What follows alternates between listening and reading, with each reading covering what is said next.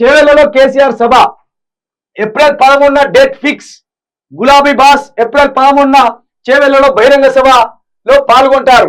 ఈ విషయాన్ని BRS working president KTR మల్కాజ్గిరిలో ఎమ్మెల్యేలు ఎంపీలతో నిర్వహించిన సమావేశంలో వెల్లడించారు. ఎంపీ ఎన్నికల్లో గెలిపే లక్ష్యంగా కేసీఆర్ వరుస సమావేశాలు నిర్వహించాలని నిర్ణయం తీసుకున్నట్టు తెలుస్తుంది. ప్రతి పార్లమెంట్ నియోజకవర్గంలో 2 భారీ బహిరంగ సభలు నిర్వహించాలని ప్లాన్ చేస్తున్నట్టు తెలుస్తుంది. మొత్తానికి కేసీఆర్ పార్లమెంట్ ఎన్నికల మీద మాత్రం గట్టిగా దృష్టి పెట్టిండు. గెలిచే అభ్యర్థుల దిశగా ఆలోచన చేస్తాడు. గెలిచే సీట్లనే ఇవ్వాలి, గెలిచే అభ్యర్థులకే ఇవ్వాలి. అది కూడా సామాజిక వర్గాల వారిగా, కులాల వారిగా, ఎవరి కులం ఎంతుంది, ఎవరికి ఎట్లా ప్రాధాన్యత ఇవ్వాలని ఆలోచన చేస్తాను. ఆ క్రమంలో వచ్చే నెల 13న ఏప్రిల్ 13న ఈ చేవెళ్లలో భారీ బహిరంగ సభ పెడుతున్నట్టు తెలుస్తుంది. అక్కడ సబితేందర్ రెడ్డి గారు ఉన్నారు. కాదు సబితేందర్ రెడ్డి గారు, రంజిత్ రెడ్డి ఉండే అక్కడ. ఇప్పుడు పోయింది కదా ఎంపీ. అవునవును, రంజిత్ రెడ్డి ఉండే. ఆయనను ఎంతో దగ్గరికి తీసి ఆయన పెంచి పెద్ద చేస్తే ఆగం చేసి పార్టీని కష్టకాలం వెళ్ళిపోయిండు. కాబట్టి ఆ సీట్ ఎట్లయినా గెలవాలనే ఒక కంకణంతో కూడా వీళ్ళు ఉన్నారు.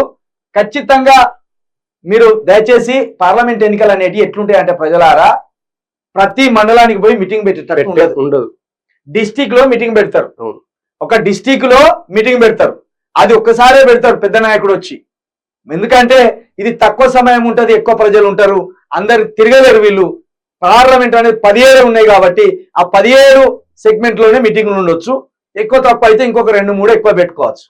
ఇక్కడ ముఖ్యంగా కష్టపడవలసింది ఎవరంటే మండల నాయకులు, గ్రామ స్థాయి నాయకులు కష్టపడాలి, కార్యకర్తలు, ఎమ్మెల్యేలు కష్టపడాలి, ఎమ్మెల్యే స్థాయి వాళ్ళు కష్టపడాలి. కార్యకర్తలు మీకే ప్రజలకు మీకే ఆలోచన చేసుకొని ఇవ్వండి. పైసలు బాగా వస్తాయి అనుకునేరు, వీళ్ళకి పైసలు కూడా పంచారు ఎక్కువ. ప్రజలు జర ఆ ఆలోచన నుండి బయట పడాలి. శాత కూడా కాదు ఈ పైసలు పంచాలంటే ఎన్నని పంచాలి? ఒక్క పార్లమెంట్ సెగ్మెంట్ కింద 8 నియోజకవర్గాలు ఉంటాయి. 8 నియోజకవర్గాలకు ఒక పార్లమెంట్ సభ్యుడు పైసలు పంచాలంటే 200-300 కోట్లు అవుతాయి. ఎప్పుడు పంచారాడు? వానికి వచ్చేది ఏముంటది? ఇక్కడ ఎంపీగా గెలిచి రాష్ట్రానికి సంబంధించిన వాటితో కొట్లాడాలి. వాడు రాష్ట్రానికి రావాల్సిన వాటి గురించి కొట్లాడాలి. పైసలు సంపాదించేది ఏమి ఉండదు. ఎంపీ కేంద్ర మంత్రి అయితే మన అక్కడికి వచ్చేది ఉంటది. కానీ కాబట్టి మీరు 17 ఎంపీ స్థానాల్లో 10 రాష్ట్రం ఎట్లా బాగుపడుతుందో చూడండి.